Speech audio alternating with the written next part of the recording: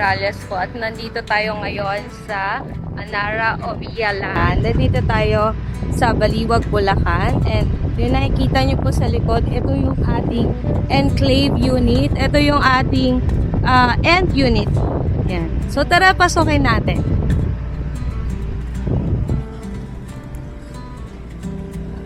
Okay.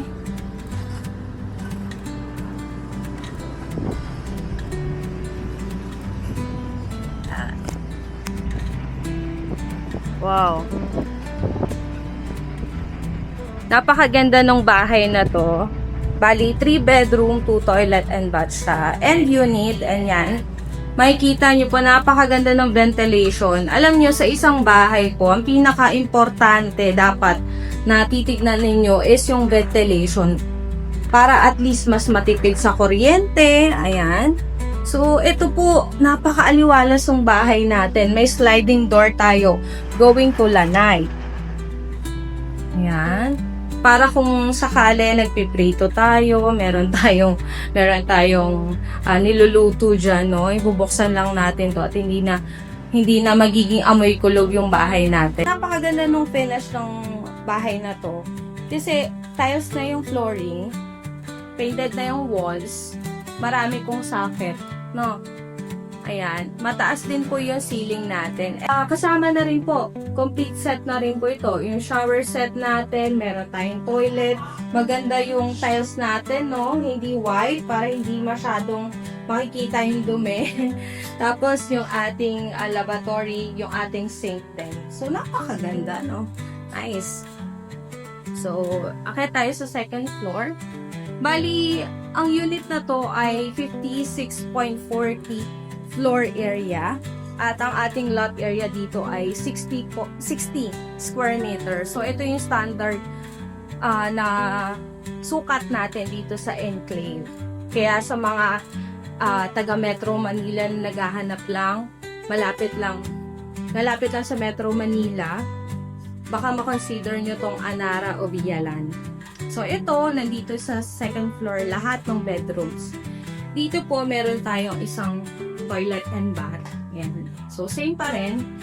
May exhaust fan na rin po. Meron po tayong socket para sa heater. Ayan. So, may shower set na rin tayo. Napakaganda nung ginamit dito na toilet and bath. Ay, toilet. And ito yung ating sink na din. Ayan. Alright. So, sa second floor, naka-tiles pa rin po tayo. Vinyl tiles. Yung ating unang bedroom, ayan, napakalawak din po, no? Talaga kung may kids ka, meron kang pamilya pa na kasama mo, no? Mamamaximize itong bahay na to. So, ito, yung second bedroom. Ayan. Ang aliwalas niya dito, yung third bedroom. Ayan.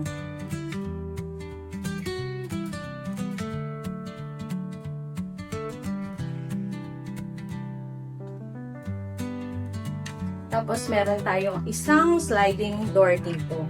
Hindi naman siya balcony, no? Pero, alam niyo yon, yung design kasi na to ay para hindi mag-amoy kulog talaga. May circulation talaga and may ventilation na maganda sa bahay mo.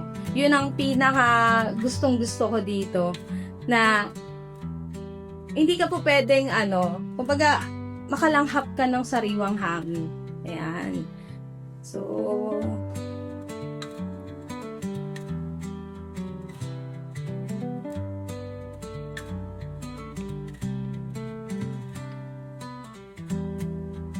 ayan ang ating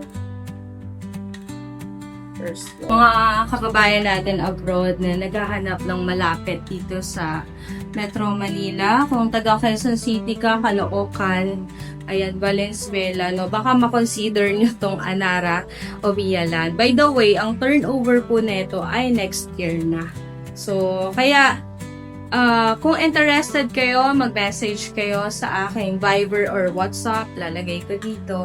And, pwede naman sa personal Facebook ko, Yan. So, ang gagawin natin para sa mga interested po is magsasubmit tayo ng requirements para ma-pre-approval. Ang maganda dito kay Ovia Lando, hindi mo kailangan mag-reserve agad. Kailangan muna nating magpa-pre-approval. Para sa ganon, makikita natin kung ka-approve ba ang documents nyo para hindi masasayang ang inyong reservation. So, mali, I'm Candy Morales po, your property consultant. Nandito kami sa Anara by Ovia Land. Thank you!